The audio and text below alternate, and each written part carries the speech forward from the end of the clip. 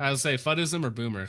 Call it. So there's that. Honestly, I feel there is some elitism when it comes to the obsession of the ARs and AKs. I already know what some people might say, but this is my first gun and I'm proud of it.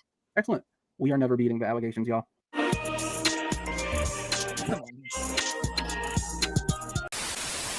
So with Donald Trump winning the latest election, I've noticed a lot of leftists or new leftists have come into the firearms community looking for answers, looking for guidance on their first purchase.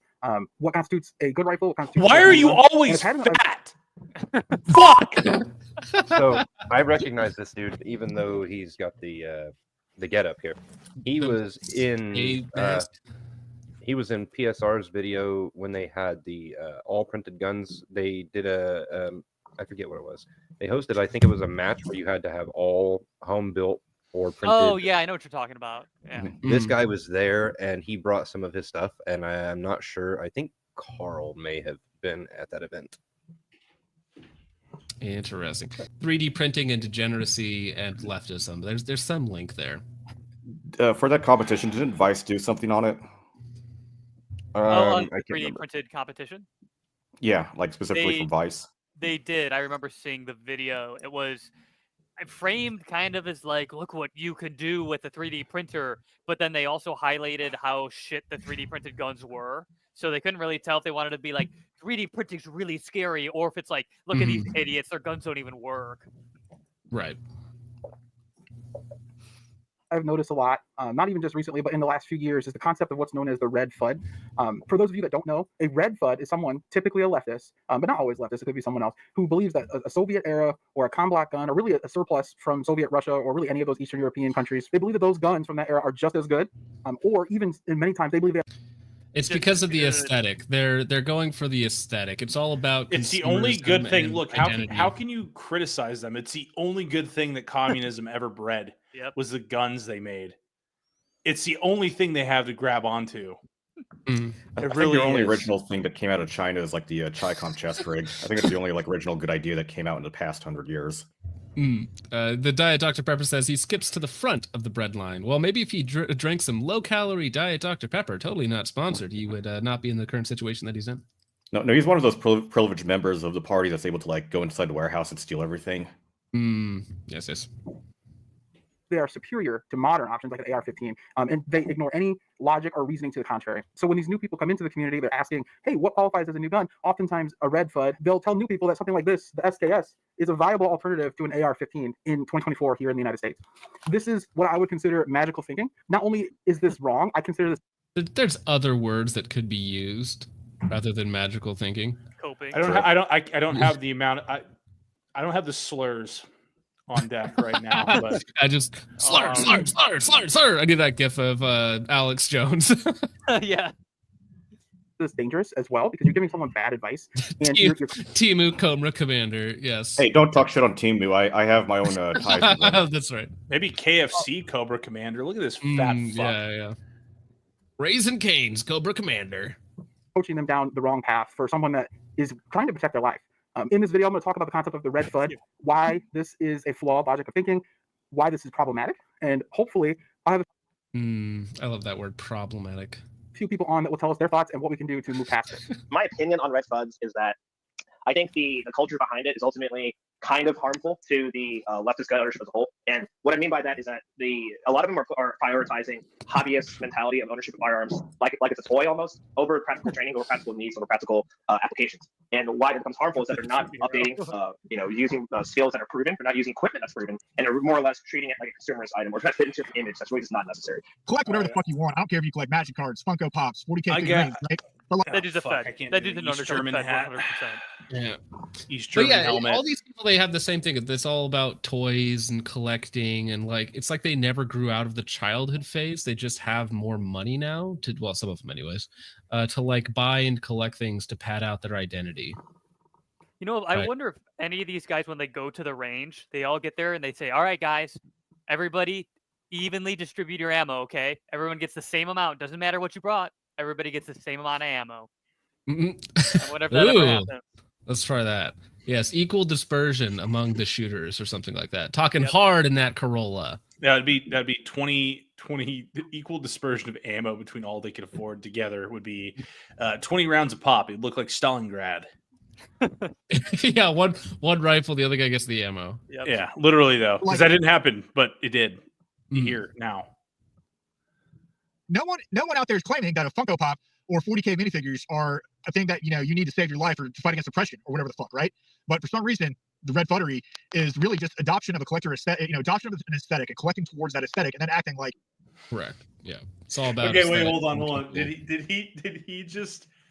Did I hear that wrong? Wait, did he insinuate that these guys will pay money for a Funko Pop collection, but not? Well, right, because that's the fuddery. You buy your SKS and then you're done. Because you got the looks. You don't have ammo. You just buy your trinkets and doodads and whiz whatever's, and you're good to go. There's nothing more consumerist than a communist. Need to save your life or to fight against oppression or whatever the fuck, right?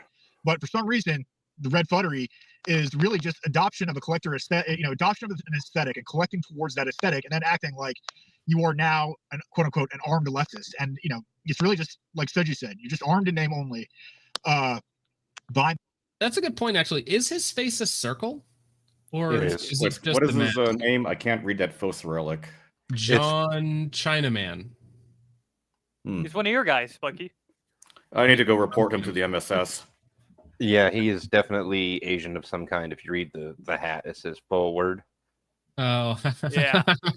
Oh, that's unfortunate. Fat Asians, okay.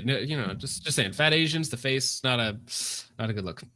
And thanks to fitness aesthetic rather than stuff that we know works. So one of the main guns that leftists like to revere, or really just prepper people in general, but especially leftists, they like to hold this gun, what's known as the SKS, in reverence. They hold this to almost a biblical status in terms of what this rifle is capable of, in terms of its reliability, in terms of its build quality, and so on. And I'm hoping to share with you all my SKS. This is an Norinco SKS that was built in China in, I believe, 1964-ish, something like that. It is all matching serial numbers. So as far as SKSs go, this is one of the better ones that you can get on the market. This particular one came from a garage sale from a family member who gave it to me for a birthday gift. Dust cover he's got on it. That's definitely not factory meant to put scope rings on. This is vandalism against state property over here. Yeah. Right, you can't. You're not legally allowed to do that here. Well, why don't we listen to what Carl Casarda has to say on this matter? Damn AR-15. No, in a world where you can get tools like an AR-15, which is arguably the best combat rifle ever designed, in a world where you can acquire that, then trying to find or deal with something that is lesser than, which all of these guns are, is absurd to me. In fact, you're going to pay more for less performance just because something looks cool. So no, if you're in a world where you can't acquire better, well, then anything will be better than nothing. But that's not the world we live in. And therefore, no, it's bizarre to choose something like an SKS, which was an outdated design in 1947, in 2024, 2025, when you could pick up an AR-15 for like $500.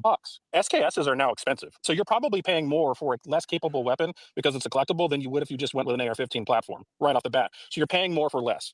I mean, but this is all normal stuff. Of course. All very reasonable. Yeah, duh, a AR-15 is going to be infinitely more capable than some mediocre rifle from last century. This is just normal takes. And then, skipping forward, I think there was one rant by a tactical girlfriend or so about how the Glocks are made by Nazis or whatever, some shit like that. I don't know if I can actually visually stand looking at tactical girlfriend for. No, do it. No, do it. Do it. Do it. One word. Started this. It's one word. Part of it. One word. Semen. Gosh dang it!